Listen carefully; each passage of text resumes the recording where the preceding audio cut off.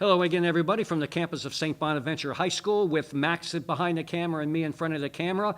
It's another episode of the OLA Adult Ed Faith Formation Gospel Podcast, the weekly Gospel Podcast, where each week we sit down for several minutes, 15, 20, give or take, and try and unpack the gospel passage. So when we hear it proclaimed at Mass, as we always say, we'll have a better understanding of and better appreciation for what the Word of God has for us.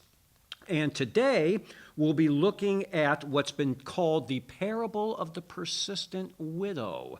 And some of you may be familiar with that. It's a widow comes to a judge, keeps pestering him to render her a judgment. The judge finally has enough of her, and basically to get rid of her says, okay, I'll rule in your favor. And Jesus gives that parable, and then also gives a teaching or a lesson or a takeaway from it. So that will be the subject of this week's gospel, the parable of the persistent widow. We'll find it in Luke chapter 18, verses 1 to 8.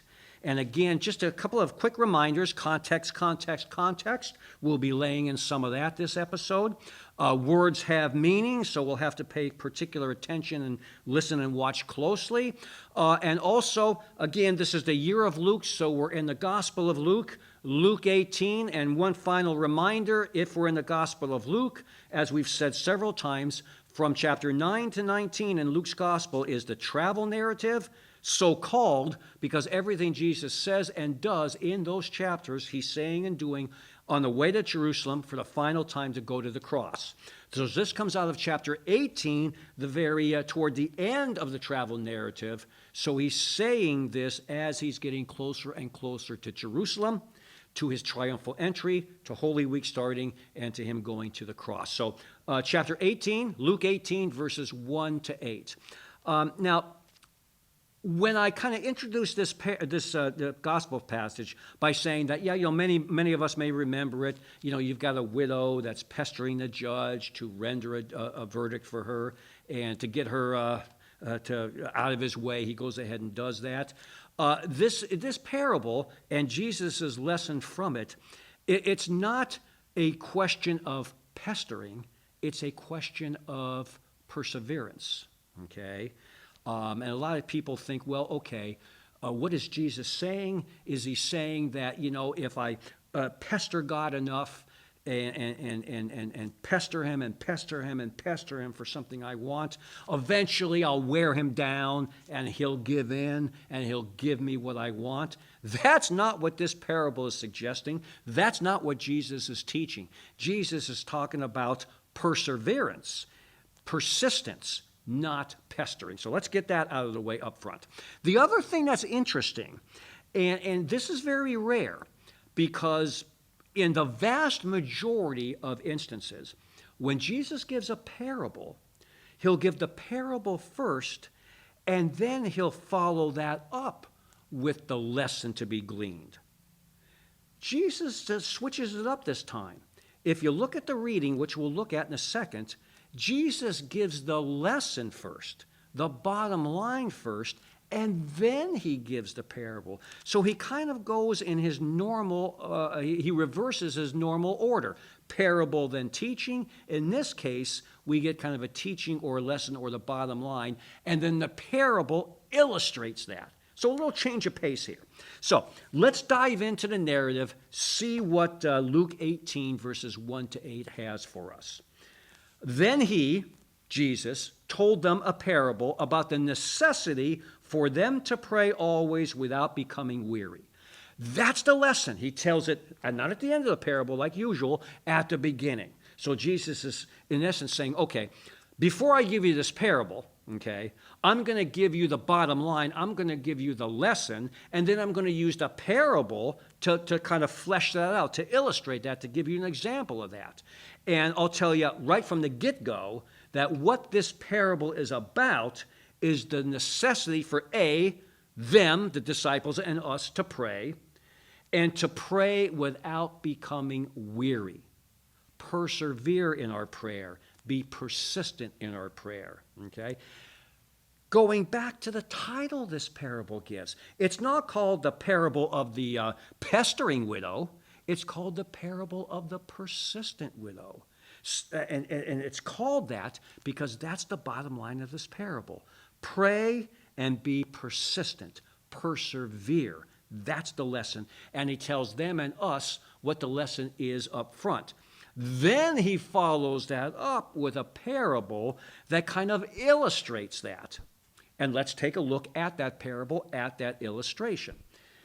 Then he told them a parable about the necessity for them to pray without becoming weary. He said, and here's the parable, starts actually verse 2. There was a judge in a certain town who neither feared God nor respected any human being. And a widow in that town used to come to him and say, "Render a just decision for me against my adversary." For a long time, the judge was unwilling.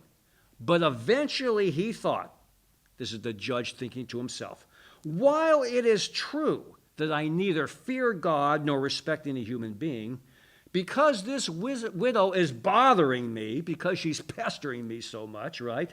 Because she's so persistent, I shall deliver a just decision for her, lest she finally come and strike me."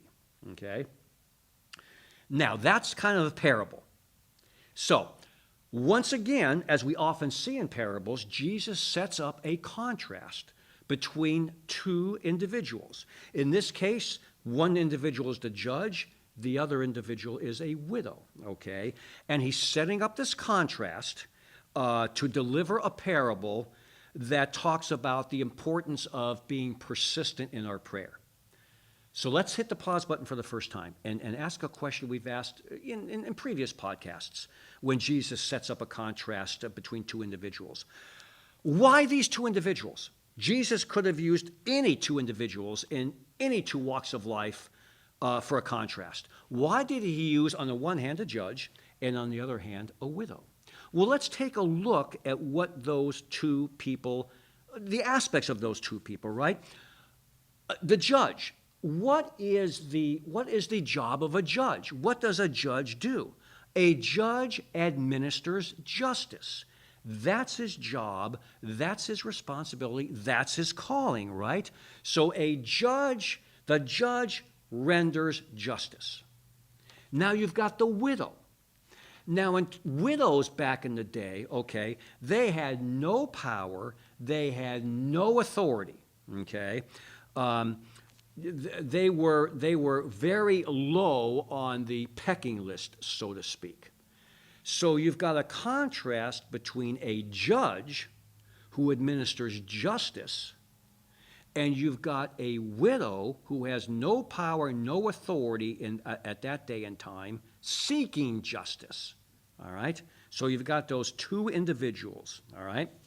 Now, the widow is asking the judge to basically do his job, render a just decision, okay? In other words, judge, I want you to vindicate me against my adversary, right? I want justice. I want to be vindicated, right? And in the parable, she keeps coming and asking, and the judge does give her that justice, does give her that vindication, okay? But again, this is not a lesson in pestering God. It's a lesson in being persistent and persevering, okay? Because the judge, at the end of the day in this parable, the judge judged justly. He vindicated this widow, okay, against her adversary. All right? Now, let's take that and let's move it into the spiritual realm, right?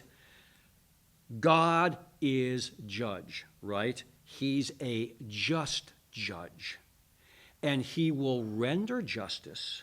He will vindicate those who follow him, those who believe in him, right? Because it's interesting. It's interesting. One aspect of this, this parable is taught at the beginning of chapter 18.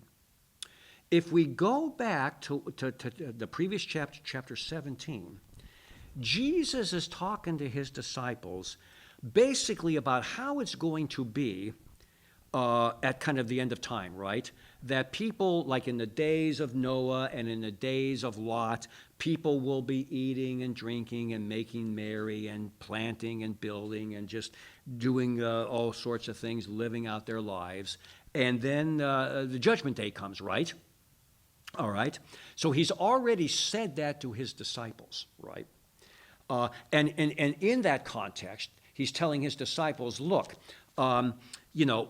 make sure that you are ready for when the Son of Man, for when I come to render justice, right?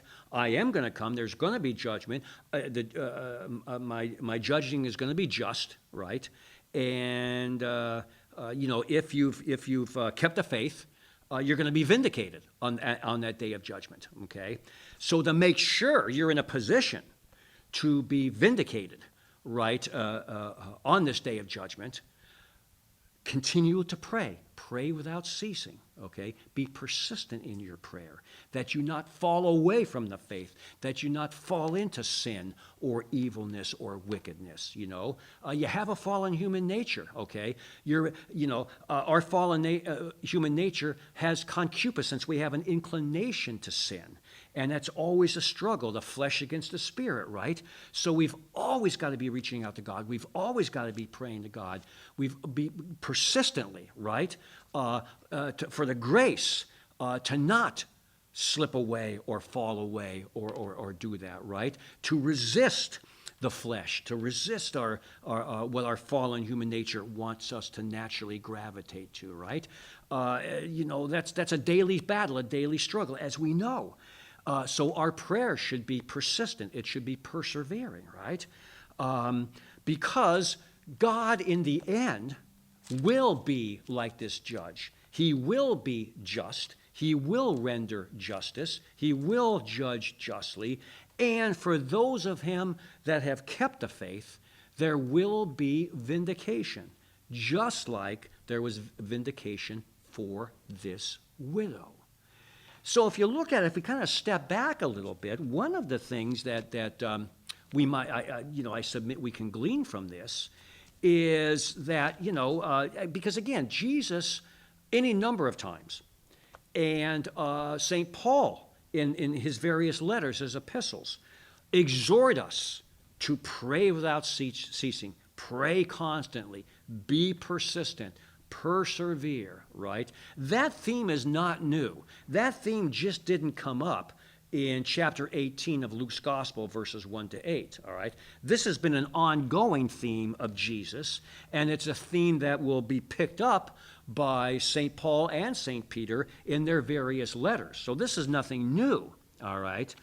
But in giving them this parable, Jesus is basically saying, yes, in one sense, I'm not telling you anything I haven't told you before. Pray and be persistent, all right?